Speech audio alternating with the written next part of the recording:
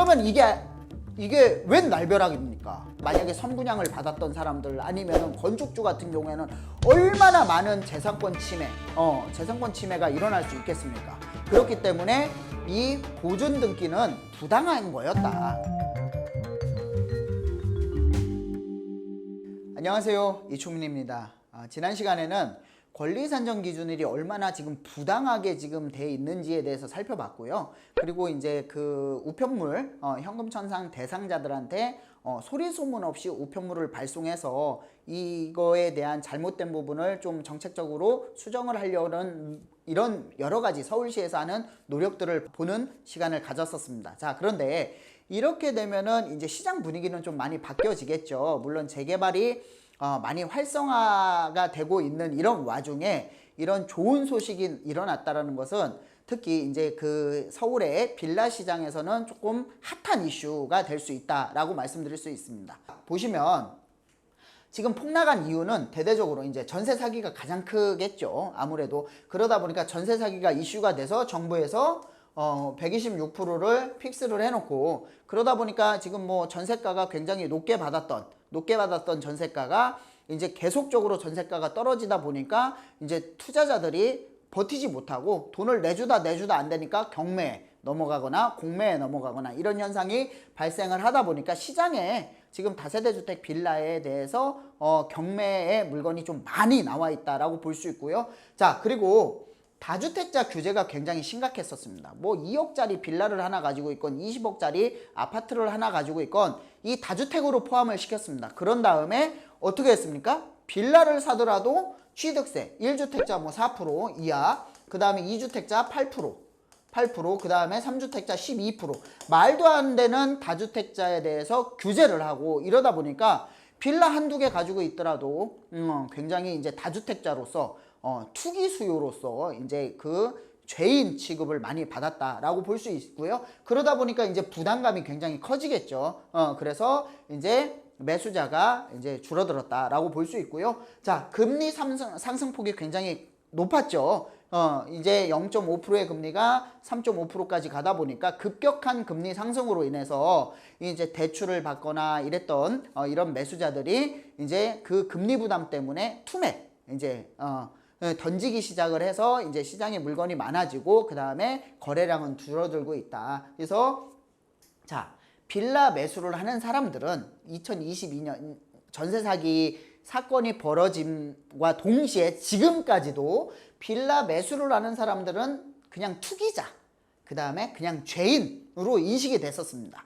자, 이런 인식 때문에 지금 빌라 시장이 그야말로 바닥을 계속 기고 있다라고 볼 수 있습니다. 하지만 수익률로 따지면 아파트보다 훨씬 더 큰 수익률을 가져다 주는 게 또 반대로 생각하면 빌라라고 볼 수 있는데 그거는 재개발 활성화가 시작된 뒤라고 말씀드릴 수 있습니다.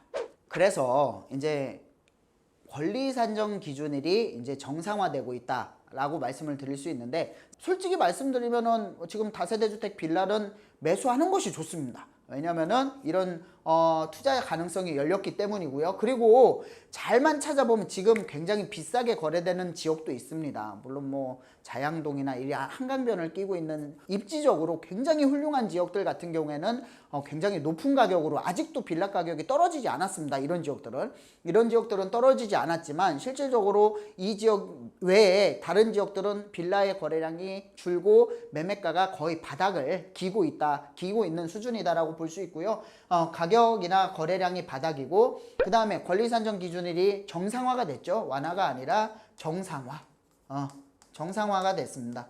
정상화가 됐기 때문에 이게 무슨 얘기냐면 현금 청산 대상자가 많으면요. 자, 우리가 신속통합기획구역에서 반대가 15%만 되면은 기본계획 수립을 못합니다.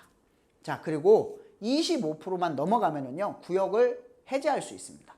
자, 그러면 현금 청산 대상자가 많다라는 것은 그만큼 사업 진행이 어렵게 진행이 된다라고 말씀드릴 수 있는 부분이죠. 그렇기 때문에 현금 청산 대상자 권리산정 기준일이 정상화가 됐기 때문에 사업이 갈 수 있는 지역들은 빨리 갈 수 있다. 이거는 제가 봤을 때 굉장히 좀 맞는 이게 재개발의 정상화가 되고 있다라고 볼 수 있고요. 자, 기준 일정 착공 신고가 완료 시까지. 그러니까 원래는 이 착공 신고가 아니라 보존 등기 완료 시였습니다. 보존 등기 완료 시. 자, 그래서 요게 어떤 이해가 잘 안 가실 수 있는데, 자, 착공 신고까지면은요. 착공 신고까지면은 이제 착공 신고 나고부터 공사를 한참 할 때 이제 이 구역 지정이 됩니다. 후보지 지정이. 그러면은 그 분들은 분양받으신 분들이나 건축하시는 분들은 그 뒤에도 분양을 할 수 있고, 분양받으신 분들은 안전하게 그냥 이제 크레임 없이 안전하게 갈 수 있는데, 만약에 이게 보존 등기까지라고 하면, 보존 등기까지라고 하면은 여기서 착공 신고를 하고 공사를 하는 중에 후보지 지정이 됐다. 그러면 이게 웬 날벼락입니까? 분양, 만약에 선분양을 받았던 사람들 아니면은 건축주 같은 경우에는 얼마나 많은 재산권 침해가 일어날 수 있겠습니까? 그렇기 때문에 이 보존 등기는 부당한 거였다. 그래서 착공 신고까지니까 이게 정상화가 되기 때문에 재개발의 활성화, 활력이 붙을 것이다. 이렇게 말씀드릴 수 있습니다. 자, 그래서 권리산정 기준일이 이 굉장히 중요하다라고 말씀을 드렸습니다. 자, 근데 아까 말씀드렸듯이 이 재개발은 여러 가지 종류가 있겠죠. 그래서 간단하게, 아주 간단하게 이제 재개발의 종류마다 권리산정 기준이 어떻게 되는지 한번 살펴보고 오늘은 마무리를 하겠습니다. 모아타운 같은 경우에는 권리산정 기준일이 좀 변경이 됐는데 뭐 간단합니다. 간단하게 볼 수 있고요. 자, 여기 보시면 권리산정 기준일은 공모 접수일까지 착공 신고가 완료되면은 이제 현금 청산 대상이 아니라 조합원 입주권을 주겠다라고 이제 권리산정 기준일이 다시 한번 말씀드리지만 모아타운 공모 접수일 전날까지 착공 신고만 되면 된다라고 말씀드릴 수 있고요. 자, 그리고 지금은 많이 위축이 되고 이제 이슈가 많이 묻히고 있지만 2020년부터 구역 지정이 이제 후보지 구역 지정을 한 이제 공공재개발. 사실 이 재개발의 시발점은 지금 이슈가 되고 있는 재개발의 시발점은 바로 2020년도에 시작한 공공재개발로 볼 수 있는데요.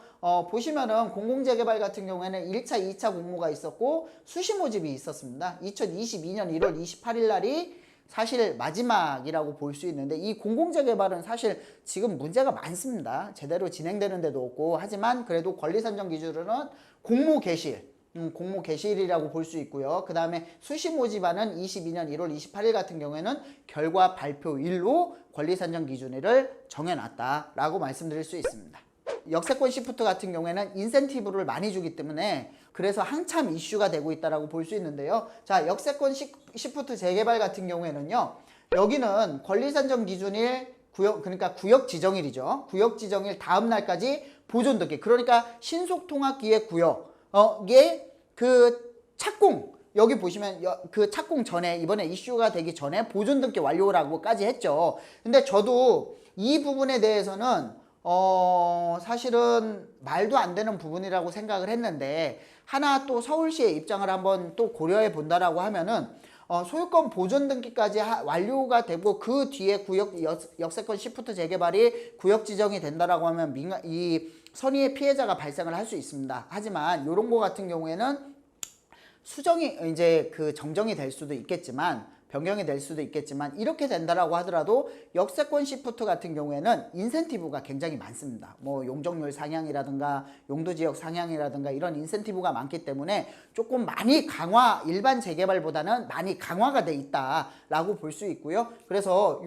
부분은 이제 역세권 시프트 같은 경우에는 아직도 구역 지정일 전에 소유권 보존 등기가 완료돼야만이 현금 청산 대상이 아니고 조합원 입주권을 받을 수 있다. 이렇게 간단하게 권리산정 기준일을 살펴봤습니다.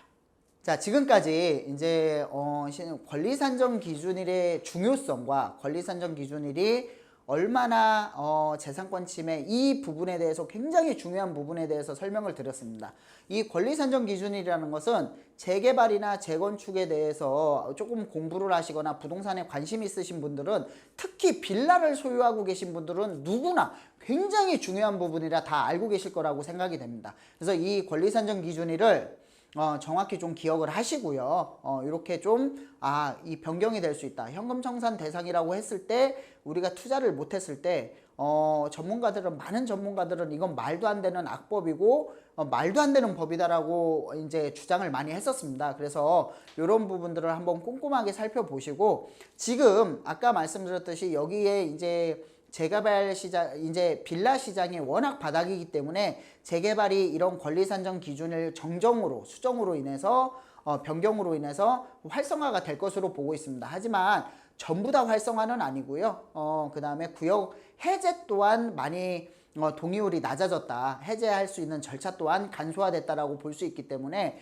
현장 임장을 꼭 하시고 구역 지정 될 수 있는 재개발이 신속통합기획 구역이 빠르게 갈 수 있는 지역들을 좀 발품을 팔아서 선점을 해서 이런 재개발 지역에 꼭 성공하는 투자자가 되시기를 바라겠습니다. 자, 오늘은 이것으로 마무리하겠습니다. 감사합니다.